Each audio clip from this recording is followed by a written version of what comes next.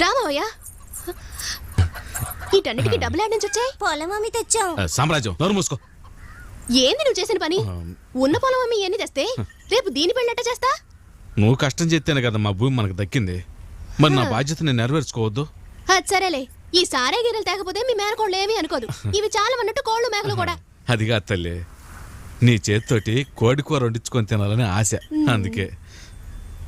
సరే సరే, రా సామ్రాజ్యం.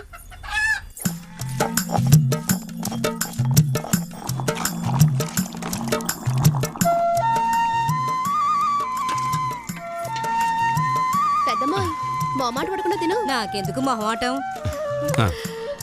చేయబడి రాయ్యా రాజు, కూర్చో. బాగుంటావా? రావులమ్మా, అబ్బాయి కూడా అన్నం పెట్టు. ఆడ సంగతి వదిలే, ఎముకలు పక్కన పెట్టి పులుసు మొత్తం నువ్వు తినేయి. చిన్నపిల్ల చేష్టలు పోలా. ఇదిగో సామ్రాజ్యం, నువ్వు ఎదిగే పిల్లవి, బాగా తినాలా.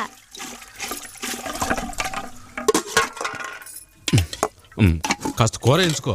ముందు మీరు తినండి. సిగ్గుపడకుండా తినాలా.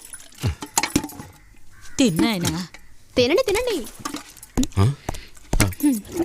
మనసేమో నీ వెనుకే